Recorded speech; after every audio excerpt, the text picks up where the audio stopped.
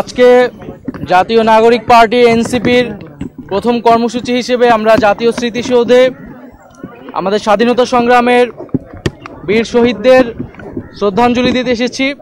আজকে থেকে আমাদের যে আনুষ্ঠানিক কর্মসূচি শুরু হলো, জাতীয় নাগরিক পার্টি এনসিপির পক্ষ থেকে সারা দেশের সকল মানুষকে শুভেচ্ছা জানাচ্ছি। আমাদের এই ভূখণ্ডের জনপদের মানুষের যে লড়াইয়ের ইতিহাস রয়েছে, 1947 সালের আজাদির লড়াই থেকে শুরু করে 1971 সালের মহান স্বাধীনতা সংগ্রাম এবং 2024 সালের ছাত্র জনতার গণ অভ্যুত্থান, এই সকল লড়াইয়ের আকাঙ্ক্ষাকে ধারণ করেই আমরা নতুন বাংলাদেশ বিনির্মাণ করব এবং সেই লক্ষ্যেই এনসিপি কাজ করে যাচ্ছে। এবং আমরা বলেছি যে 1971 সালের মুক্তিযুদ্ধের মধ্য দিয়ে আমরা একটি স্বাধীন রাষ্ট্র পেলেও আমাদের যে সার্বভৌমত্ব, সেই সার্বভৌমত্ব বারবার হুমকির মুখে পড়েছে।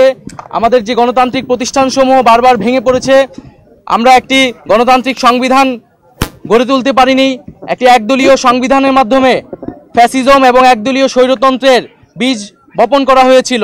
ফলে আমরা বলেছি যে একটি নতুন প্রজাতন্ত্র আমাদের গড়তে হবে এবং তার জন্য একটি নতুন সংবিধান এবং গণপরিষদ নির্বাচনের প্রয়োজন। সেই জায়গা থেকে আমরা সেকেন্ড রিপাবলিকের কথা বলেছি এবং আমরা সেই লক্ষ্যে কাজ করে যাচ্ছি।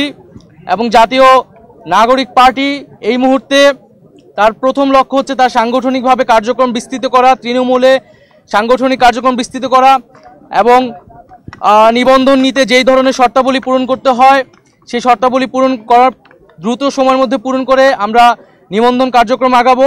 এ মাসের মধ্যে আমরা আমাদের গঠনতন্ত্র যে প্রণয়নের কাজ, সেই প্রণয়নের কাজটি আমরা শুরু করব। গণতান্ত্রিক প্রক্রিয়াকে বারবার দীর্ঘায়িত করা হয়েছে, আমাদের এবার যাতে আর দীর্ঘায়িত না হয়, 24-এর গণ অভ্যুত্থান যাতে ব্যর্থ না হয়, পুরনো সংবিধান এবং পুরনো শাসন কাঠামো রেখে একটি নতুন বাংলাদেশ বিনির্মাণ সম্ভব নয়।